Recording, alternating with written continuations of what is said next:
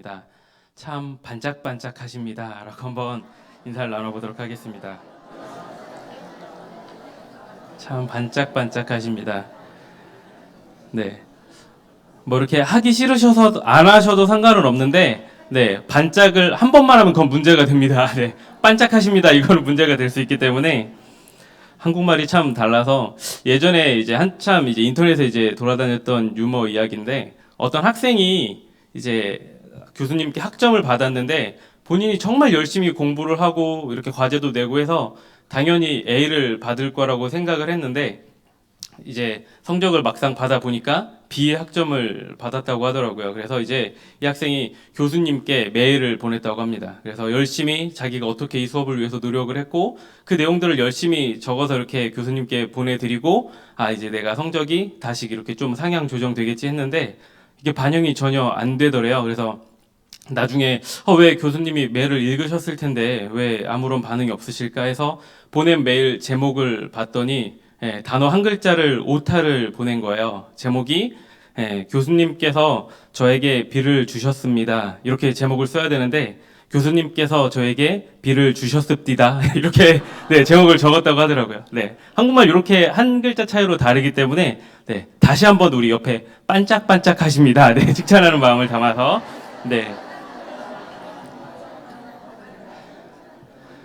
제가 이런 인사말을 말씀드린 이유, 오늘, 말씀의 주인공이 되는 에스더, 반짝반짝이라는 단어가 들으면 생각나는 별이라는 의미를 담고 있는 이름이기 때문입니다. 앞으로 잘 기억이 나시겠죠? 이 에스더라는 사람, 별이라는 이름의 뜻을 가지고 있고, 히브리식 이름은 원래 하다사라는 이름을 가지고 있습니다. 어떤 도금향이라는 식물의 이름을 상징하고 있는 그런 하다사라는 이름도 가지고 있는 게 이 에스더라는 사람입니다. 오늘은 한번 에스더서 말씀 전체 내용을 좀 같이 한번 살펴보려고 합니다. 사실 잘 알고 계시는 분들도 있겠지만 다시 한번 더 전체적인 그 내용을 함께 보면서 다시 그 스토리를 한 번 더 되짚어보고 그 가운데 제가 또 새로운 관점을 한 가지 말씀드릴 텐데 한번 새로운 관점으로 한번 말씀을 좀 바라보고자 합니다. 먼저 이 에스더서 배경이 되는 때를 살펴보면 이제 1차 포로기환과 2차 포로기환 사이입니다. 바사라는 지역, 페르시아라는 지역에서 있었던 일이고 이제 이스라엘 사람들, 유다 많은 사람들이 포로로 사로잡혀 있는 가운데 그 중에 1차 포로귀환이 일어나고 하지만 대부분의 사람들이 온 것이 아니라 극히 일부분의 사람들만 1차 포로귀환으로 예루살렘에 돌아왔기 때문에 여전히 많은 사람들은 그 여러 지역에 흩어져 살고 있었습니다. 특별히 그 페르시아, 그 수도였던 그 수산 그 위주에 있었던 일을 기록하고 있고요. 그리고 이제 에스라 2차 포로기환이 기원전 458년에 있었고 에스더가 즉위한 때가 한 479년 정도 되니까 1차와 2차 사이인데 그래도 2차랑은 조금 더 가까운 그 정도 사이에서 일어난 일입니다. 먼저 에스더서 1장 말씀을 보면 이제 아하수에로 왕이 등장을 합니다. 크세르크세스 왕으로 잘 알려져 있는 이 아하수에로라는 왕이 등장을 하는데 이 왕과 그 와스디 사이에 있었던 일이 이 에스더서 1장에 기록되어 있습니다. 이 왕이 즉위한 지 3년째 되던 해에 무려 180일을 이 사람들을 모아놓고 축제를 벌입니다. 잔치를 벌이는데 그 축제가 다 끝나고 나서 이제 추가로 7일 동안 고생한 그 수산 왕궁에 있는 사람들을 위해서 7일 동안 또다시 잔치를 베풀게 됩니다. 그런데 이제 왕이 너무나 기분이 좋았던 나머지 당시의 왕후였던 이 와스디에게 이제 사람들 앞에 와서 너 당신의 모습을 보여달라고 이렇게 요청을 하게 됩니다. 그런데 이때 아무도 예상하지 못했던 일이 일어납니다. 이 왕후가 그 자리에 나오지 않은 거죠. 왜 나오지 않았을까에 대해서 사실 여러 가지 그런 주장들이 있습니다. 5가지 여러 가지 견해들이 있는데 첫 번째는 이 와스디가 그 다음 왕이었던 아닥사스다를 잉태하고 있는 중이었기 때문에 나아가지 않았다라고 주장하는 견해가 있습니다. 그런데 사실 말씀을 살펴보면 이 와스디도 사람들을 모아서 연회를 잘 이렇게 베풀었었거든요. 그렇기 때문에 별로 신빙성은 없어 보입니다. 두 번째로는 원래 이렇게 남자들이 모이는 그런 술자리에 나아가는 것이 페르시아 안에서의 금기 사항이었었다라는 의견이 있고요. 이게 조금 맞는 의견으로 많이 받아들여지고 있고, 세 번째로는 이제 또 어떤 유대 주석서에 의한 건데 이 왕이 아하수에로 왕이 그냥 나오도록 요청한 것이 아니라 그 많은 사람들 앞에서 알몸으로 왕관만 쓰고 그 자리에 나오게 했다라는 그런 설도 있습니다. 물론 이건 사실 일반적인 그런 왕궁의 법도와 규례에 어긋나는 것이기 때문에 이것도 별로 신빙성이 없다라고 이야기되고 있고, 또 한 가지 주장은 이 와스디 왕비가 그 당시에 외모에 흠이 있었던 것 아니냐, 그래서 부끄러워서 나가지 못했던 것 아니냐. 하지만 그랬다라고 하면 애초에 부르지 않았었겠죠.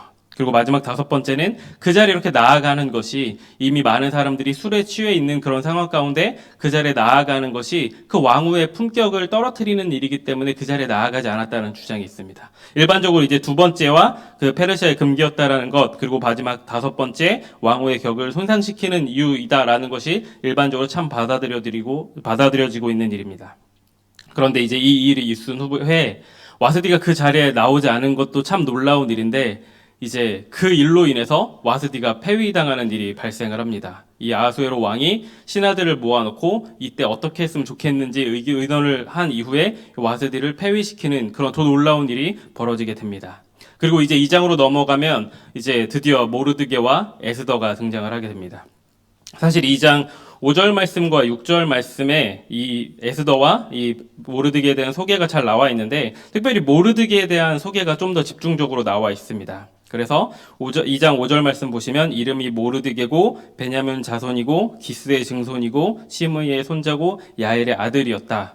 그리고 그에게 삼촌의 딸 에스더가 있었는데 그 부모가 죽어서 이 모르드게가 자신의 딸처럼 키웠다. 사촌 오빠였던 이제 모르드게의 손에 길려지게 되는 그 에스더의 이야기가 등장을 하게 됩니다. 그리고 이제 와스디가 폐위되었기 때문에 새로운 왕후를 뽑아야 되는 그런 상황 가운데 모르드게가 에스더에게 권해서 에스더가 그곳에 나아가게 되고 왕후로 발탁되어지는 그런 과정이 말씀 가운데 기록되고 있습니다. 그와 동시에 모르드게에게 있었던 또 한 가지 일이 기록이 되고 있죠. 모르드게가 성전 문 앞에 있는데 지나가던 어떤 두 사람이 왕을 죽일 것을 음모하는 그런 소리를 듣게 되고, 그것을 그 당시 아하수에로 왕에게 이야기를 함을 통해서 실제로 그 조사를 해봤더니 그것들이 실제로 확인되는 그런 결과가 나타나게 돼서 그 음모를 꾸몄던 사람들은 죽임을 당하게 되고, 이 왕이 이 모르드게가 했던 일을 기쁘게 기록해놨던 그런 일이 발생하게 됩니다. 그리고 나서 이제 3절 되면 이제 갑자기 이렇게 전환이 됩니다. 갑자기 새로운 인물이 등장을 하죠. 아각 사람 하만이라는 사람이 등장을 합니다. 그리고 이 사람이 이 아하수에로 왕에 의해서 가장 높은 자리, 왕 다음으로 높은 자리에 올라오게 되는데, 그로 말미암아 모르드게와 대립하는 그런 구조가 나타나기 시작합니다. 그런데 한 가지 주의해서 볼 것은, 아까 우리가 모르드게에 대해서 쭉 살펴보면 이 모르드게가 그 사울의 후손이라는 걸 알 수 있습니다. 시므이라는 사람이 등장하는데 그 먼 친척, 이렇게 이 사울의 후손으로서의 그 모르드게인데, 이 아각은 어떤 사람이냐면 사무엘에게 죽임을 당했던 사람이죠. 누군지 기억하시나요? 사울 왕에게 죽이라고 명령을 했는데 죽이지 않아서 사무엘이 분노하면서 죽였던 게 아각이었고, 그 아각 자손의 후예였다라는 겁니다. 다시 말하면 이제 3장에서 새로운 사람이 등장을 해서 마치 한 개인과 한 개인이 대립하는 것처럼 그게 구도가 나아가는데, 사실은 단순히 그것이 아니라 이제 이 페르시아 안에는 그들 민족 외에도 너무나도 많은 다양한 민족들이 서로 섞여서 살고 있었는데, 그들 가운데 이제 아각 사람들 그리고 유다 사람들, 이 자신의 민족들이 누가 더 권력을 차지하게 될 것이냐, 아니면 누가 생명을 더욱더 보존하게 될 것이냐, 그 나라 안에서의 지위가 어떠한가에 대한 그런 대립되어지는 그런 양상으로 이 아각이 등장을 하게 됩니다. 그런데 문제는 이제 이 당시에 이 하만이 이 아하수에로 왕으로부터 이렇게 높여지게 되었기 때문에 이 당시 조서를 통해서 모든 사람들이 이 하만에게 절을 하도록 했는데, 모르드게는 그 사람에게 절을 하지 않았습니다. 그로 말미암아 이 하만의 분노를 사게 되고, 이제 왕에게 가서 이렇게 이야기를 하죠. 단지 그 사람이 나에게 절을 하지 않았기 때문에 죽여야 된다, 이렇게 이야기를 한 것이 아니라 왕의 법을 지키지 않는 민족이 있습니다. 자신들의 민족의 법이 우선이라고 여기면서 왕의 법을 따르지 않는 자들이 있습니다. 그들을 말살시켜야 된다라고 이야기를 하고 그것이 받아들여지게 됩니다. 그리고 나서 이제 우리가 너무나도 잘 알고 있는 이 4장 말씀에서 이제 모르드게는 계속해서 통곡하고 있고, 그 소식을 접해 들은 에스더가 그와의 이야기를 한 이후에 밤낮 이제 3일 동안 금식하고 본인이 이제 왕에게 나아가겠다라고 이야기를 하면서 모르드게에게도 동일하게 계속해서 기도해 줄 것을 요청을 합니다. 그리고 이제 이 아하수에로 왕에게 나아갔을 때 너가 그러면 원하는 것이 무엇이냐라고 이야기하는 아하수에로 왕에게 잔치를 벌이게 해달라고 이야기를 하고, 그 이후에 하만과 그리고 왕만을 초대해서 잔치를 벌입니다. 하만은 자신이 이 왕후에게 초대가 되었기 때문에 그 어느 때보다 내가 더 인정받고 있다라는 그런 기분에 도취되어 있는 그런 상황이었습니다. 그런데 에스더가 궁극적으로 더 원하는 것이 무엇인지에게는 왕에게 이야기를 하지 않고 다음날 다시 이야기를 하겠다라고 하루 미루죠. 그리고 그날 밤, 이제 밤이 찾아왔을 때 이 아하수에로 왕은 도대체 궁금해서 잠이 오질 않는 겁니다. 성경에는 그냥 잠이 오지 않았다라고 이야기를 하고 있지만 여러 가지 정황으로 봤을 때 이 왕이 잠을 잘 수 없었던 것, 도대체 왕후가 무슨 이야기를 하려고 또다시 내일 이 잔치에 우리를 초대하려고 했을까? 이런 고민에 빠져서 잠이 오지 않던 중에 과거에 있었던 역사 기록을 보다 보니 모르드게가 자신을 구원해줬던 그 일을 발견하게 되고, 그런데 그때 아무런 보상도 없이 지나갔던 것이 생각이 나게 됩니다. 그래서 이제 다음 날이 밝고 잔치의 자리에 초대가 됐을 때 하만에게 내가 존귀하게 여기는 자에게 무엇을 해 주었으면 좋겠습니까? 라고 질문을 합니다. 하만은 당연히 자기 자신에게 해당되는 이야기라고 생각을 해서 여러 가지 제안을 합니다. 왕의 옷을 입히고 왕의 왕관을 씌우고 왕의 말에 태워서 성중에 돌아다니면서 이 사람은 진실로 왕이 존귀하게 여기는 자입니다 라고 선포하도록 그렇게 이야기를 합니다. 그런데 그 이야기를 하고 나서 하만이 당연히 자기에게 그렇게 행해줄 것을 기다리고 있는데 갑자기 왕이 모르드게를 데려다가 자기가 얘기한 대로 행해주는 그런 모습을 보게 되죠. 그 가운데 이제 에스더가 이제 결정타를 날립니다. 왕에게 이야기를 합니다. 왕에게 내가 하고 싶었던 이야기가 무엇이었냐면 우리 민족을 멸절하려는 그런 사람이 있습니다. 내가 그것 때문에 도저히 버텨낼 수가 없습니다. 이런 상황에서 어떻게 해야 하겠습니까? 그러면서 왕이 그것이 누구냐라고 이야기를 했을 때 이제 하만이라고 대답을 하게 되고 이제 그 자리에서 곧바로 하만은 이제 죄인 취급을 당하면서 이제 결국은 최후의 죽임까지 당하고 본인이 모르드게를 매달려고 했던 50규빗이나 되는 나무에 본인이 매달리는 그런 처참한 결과를 받게 됩니다. 그리고 그 이후에는 이제 앞서 말씀드렸던 것처럼 단순히 한 개인과 개인의 문제가 아니라 한 민족과 민족의 일이었기 때문에 이 유다 민족들이 이제 그 아각 민족들을 처단하는 그런 과정들이 그 이후에 기록되고 이제 말씀이 마무리가 되게 됩니다. 이런 말씀들 처음부터 쭉 이렇게 들으면서 여러분들 어떤 생각이 들으세요? 한 번씩 이렇게 막 소름이 돋죠. 이미 알고 있는 이야기임에도 불구하고 진행되어지는 과정 가운데 너무나도 하나님의 은혜가 아니면 설명되지 않은 것들이 많기 때문에 너무나도 이렇게 전율이 돋는 그런 경험을 하게 됩니다. 그런데 한편으로는 조금 다른 관점으로 이해를 하게 되면 너무 우연적인 요소들이 많다라고도 보여질 수 있습니다. 사실 이건 정말 잘못된 표현이고 잘못된 신앙적인 해석이긴 하지만 우리가 사실 삶에 대해서 우리가 스스로 돌아볼 때도 마찬가지죠. 정말 우리가 하나님과의 관계가 돈독하고 신앙이 잘 이렇게 형성되어 있을 때는 우리에게 주신 모든 것들 가운데 하나님의 은혜임을 믿음으로 고백이 되게 되는데 조금이라도 우리가 하나님과의 관계가 멀어지고 우리 가운데 일어나는 일들 가운데 그것들이 잘 설명되지 않으면 하나님의 은혜, 하나님의 섭리, 하나님의 계획하심 이런 단어들 대신 우연히 그렇게 됐어 라는 표현을 쓸 때가 있습니다.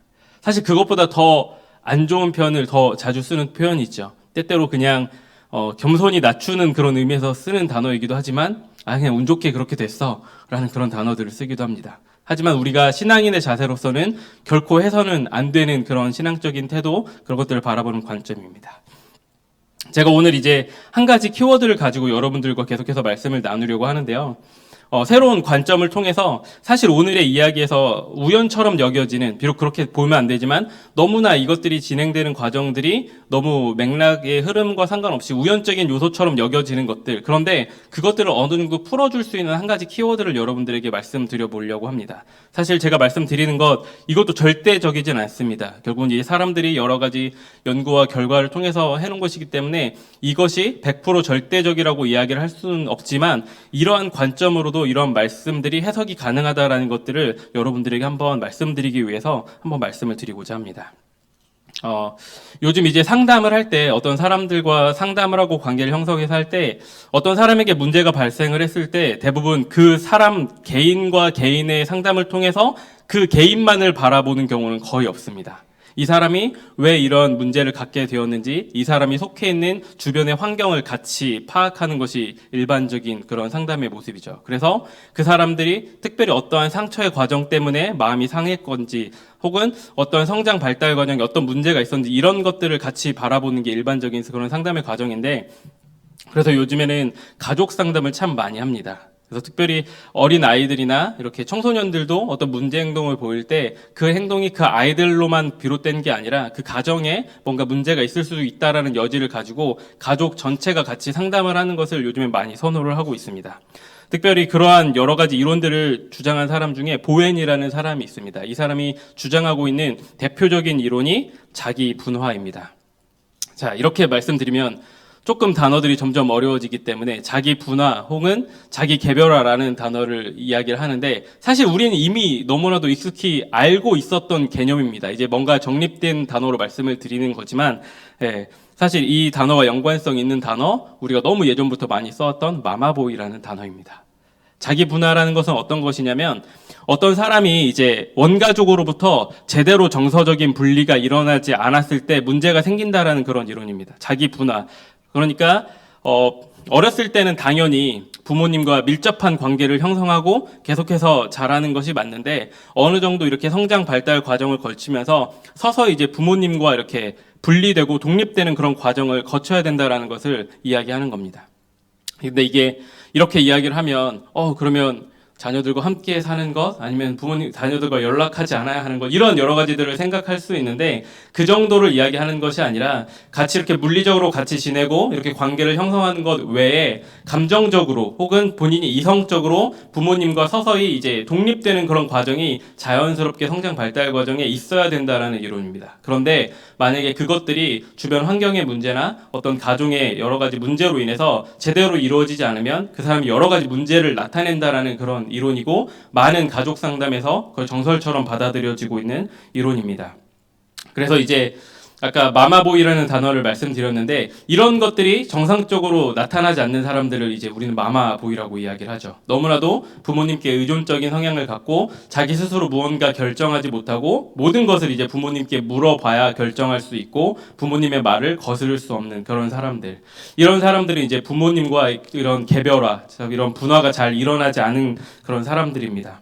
그래서 어떤 사람들은 결혼하기 전에 꼭 자취를 해보는 것이 좋다라고 이렇게 제안을 하는 사람들도 있습니다. 물론 이제 이런 이야기를 들으면 우리는 먼저 생각을 하죠. 자취를 하려면 방을 얻어줘야 되는데 전세가 얼마고 월세가 얼마 이런 생각을 하지만 이제 그런 것들을 다 뛰어넘었을 때 어느 정도 자취를 해야 된다는 것이 필요한 것이 너무 계속해서 같은 공간 안에 살다 보면 내가 무언가 선택하고 결정하고 그것들 내가 주도적으로 이끌어가는 것이 쉽지 않기 때문에 때에 따라서는 부모님과 조금 떨어져서 지내면서 내가 스스로 많은 것들을 결정하고 선택하고 그것들을 이렇게 할 수 있는 시간들을 주는 것이 좋다라는 그런 제안인 거거든요. 그래서 이제 이런 자기 분화가 제대로 일어나지 않은 사람들이 갖는 문제, 감정이 우선적으로 모든 사고를 지배하게 됩니다. 너무 감정적인 사람이 된다라는 거고요. 그리고 타인의 인정을 받고자 하는 정도가 너무나도 커집니다. 그래서 때때로는 자기 자신의 모습을 희생해서까지 남들에게 인정을 받으려고 하는 그런 욕구가 있습니다. 그리고 이제 스트레스를 받는 상황이 일어나면 정말 좀 극한 그런 모습들을 보여주는 게 자기 분화가 제대로 되지 않은 사람들의 특징입니다. 갑자기 이런 이야기들, 좀 어려운 이론들을 설명을 드린 느낌인데 이런 말씀을 드린 이유가 오늘 말씀에 등장하는 이 아하수에로 왕이 사실 그런 사람이었기 때문입니다. 이 아하수에로 왕은 다리오 왕의 아들이었고요. 이 다리오 왕, 아하수에로 왕의 아버지였던 다리오 왕이 사실 그 페르시아의 모든 왕들 가운데 가장 많은 공로와 업적을 인정받는 왕이었습니다. 가장 넓은 영토를 차지했고 많은 새로운 정책들을 실시해서 많은 사람들로부터 칭찬을 받았고 정말 모든 사람들이 대왕으로서 그렇게 칭송했던 것이 다리오 왕이었습니다. 그리고 이제 아하수에로 왕은 그 다리오 왕의 아들이었습니다. 그렇기 때문에 이 다리오 왕의 이 아하수에로 왕은 어린 시절부터 그 아버지에 대한 영향을 참 많이 받게 되고 사실은 아버지와 완벽히 분리돼서 살기보다는 아버지의 그런 모습들을 따라가고자 했던 것이 이 사람의 모든 삶의 그런 모습 가운데 나타납니다. 실제로 이 다리오 왕이 말년이 되어서 이제 슬슬 본인이 왕의 자리를 내어놓아야 될 시점이 되었을 때는 아하수에로 왕을 직접 자신이 가는 곳곳마다 데리고 다니면서 전쟁에도 참여시키고 여러 가지 그런 모습들을 하게 되는데 이러한 것들이 아하수에로 왕이 왕으로서의 역할을 하는데 분명히 도움이 되는 부분도 있었겠지만 거꾸로 아버지와의 그런 분화가 제대로 이루어지지 않아서 그 아버지만을 따라가야 한다는 그런 생각에 사로잡히는 그런 결과를 초래했다라고도 우리가 이해를 해볼 수가 있습니다. 그래서 이 1장 말씀에서 아까도 이 와스디 왕후가 그 자리에 나아가지 않은 것 정말 놀라운 일이었는데, 근데 그렇다라고 해서 바로 그 자리에서 폐위시킨 것, 사실 쉽게 이해할 수 없는 부분인 것이, 와스디가 만약에 그렇게 될 것까지 이렇게 예상을 했더라면 감히 그렇게 행동을 하지 않았겠죠. 그러니까 사실 이것이 폐위가 될 만큼의 문제라고 인식하는 사람들이 그렇게 많지 않은 것이 일반적인 해석이라는 겁니다. 그런데 아하수에로 왕이 보여주는 모습은 극히 감정적인 모습이죠. 감히 나를 무시해?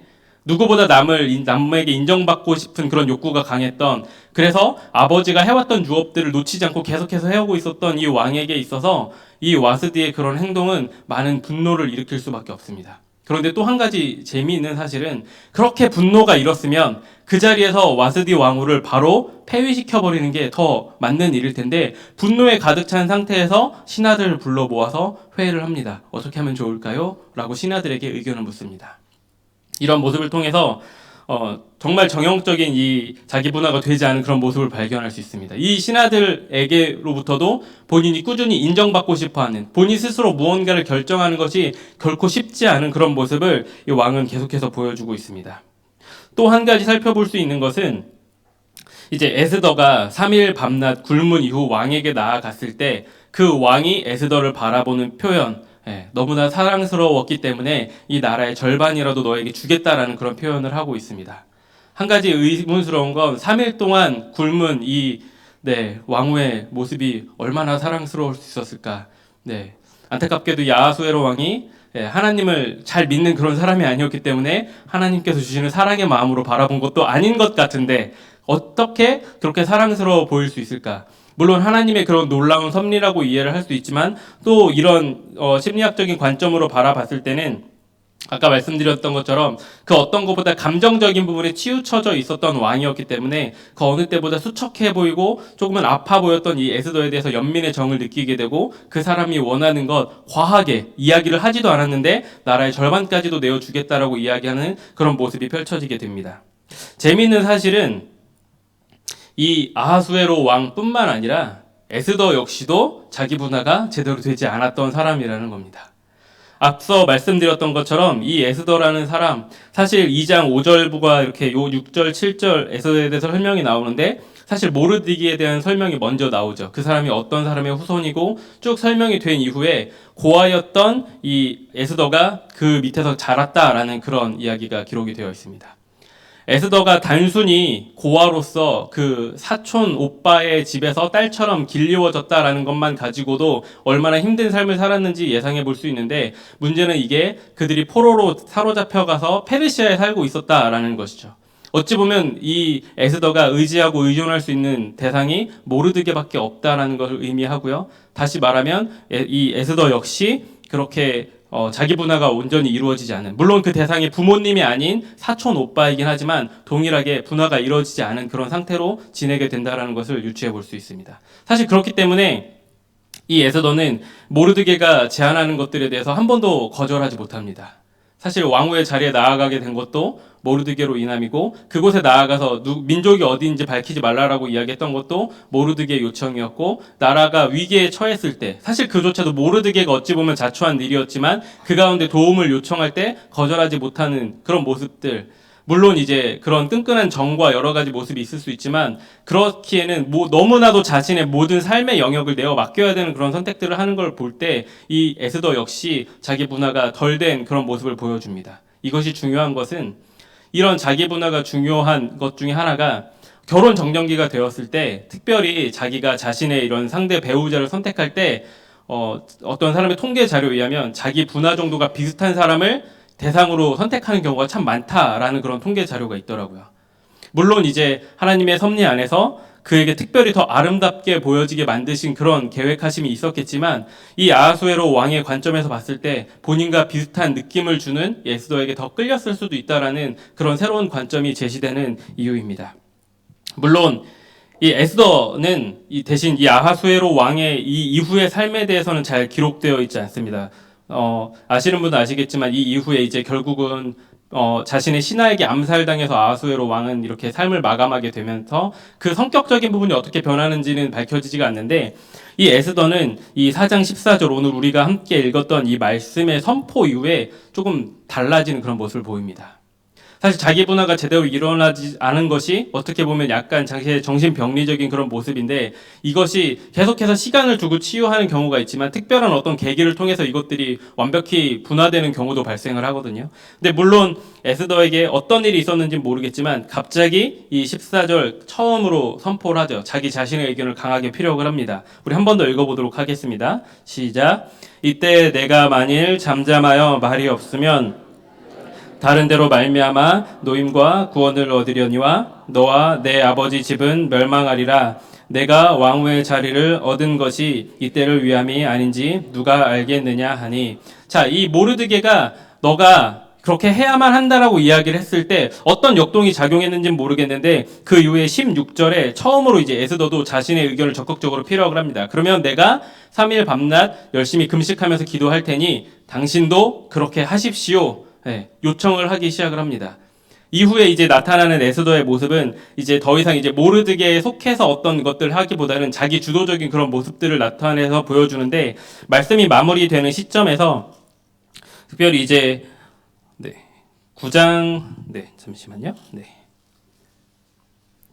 9장 29절에 보면 그 전에는 계속해서 모르드게의 이 사촌 동생으로서 등장했던 에스더가 아비하일의 딸 왕후 에스더로 독립적으로 기록되고 있는 이런 모습이 단순히 그냥 기록적인 측면에서만 이해할 수 없다라고도 바라볼 수 있을 것 같습니다. 제가 여기 이렇게까지 말씀드린 것, 오늘 이제 여러 가지 그런 다양한 관점으로 말씀을 드렸는데, 아까 처음 말씀드렸던 것처럼 제가 이 자기 분화의 관점으로 해석해 드린 것이 절대적이라고는 이야기할 수 없습니다. 이것도 이제 이후에 있었던 이론을 가지고 이 말씀에 등장하는 인물들의 그런 모습을 분석한 것이기 때문에 그것이 절대적으로 정답이다라고 이야기를 할 수가 없습니다. 그리고 이 성경에 나와 있는 이 인물들의 어떤 행동이나 대화나 그런 것 역시 제한적이기 때문에 이 사람들에 대해서 온전히 우리가 알 수 없습니다. 하지만 이러한 말씀들을 통해서 우리가 다시 한 번 더 깨달을 수 있는 것, 말씀들을 통해서 지나가는 어떠한 모든 일들이 우연의 연속으로 하나님께서 특별한 개입으로 이렇게 하신 것, 물론 그것도 은혜가 되지만 그런 우연적인 요소들을 하나님께서 사용하신 것이 아니라 철저한 계획하심 가운데 모든 것을 필연적인 상황으로 만들고 이끌어가고 계시는 하나님의 계획하심과 섭리하심이 이 말씀 가운데 나타나고 있다는 것을 우리가 다시 한 번 더 생각해 볼 수 있다는 겁니다. 우리가 세상에서 참 많이 쓰는 단어 중에 세옹지마라는 단어가 있습니다.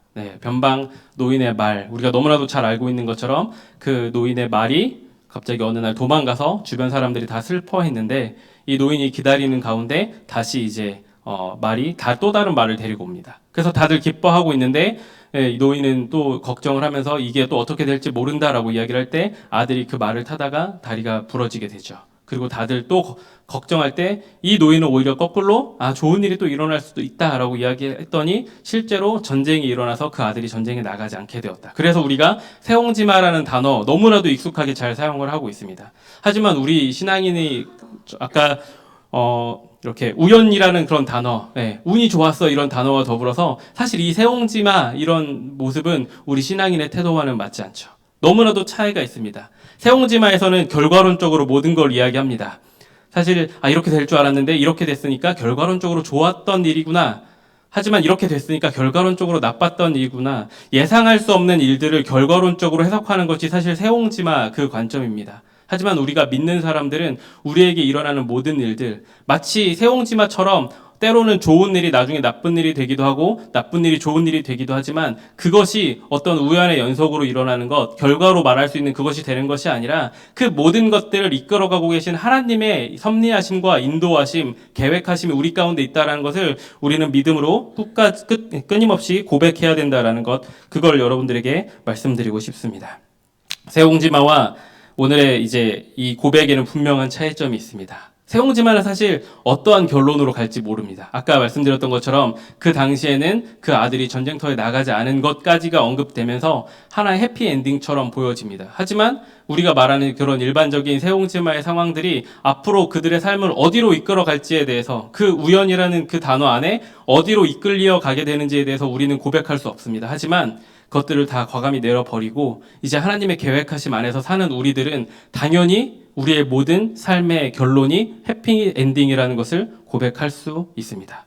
물론 여기서 말하는 해피엔딩이 세상에서 말하는 것처럼 정말 부유한 삶을 사는 것, 그리고 평생토록 남들보다 건강하게 사는 것, 남들보다 높은 위치에 있는 것, 이런 것들만을 의미하는 것이 아닙니다. 우리에게 있어서 정말 해피엔딩은 그 끝이 단순히 이 땅 가운데 있는 것이 아니라 영원한 생명을 허락하신 그 주님의 은혜 안에서 우리가 그곳을 향하고 있기 때문에, 그래서 이 땅에서 이루어지는 모든 것들을 뛰어넘어서 우리를 더욱더 하나님과 가까이 인도하시는 그 계획하심 안에서 해피엔딩으로 끝날 수밖에 없다라는 그 사실을 우리가 기억할 필요가 있습니다.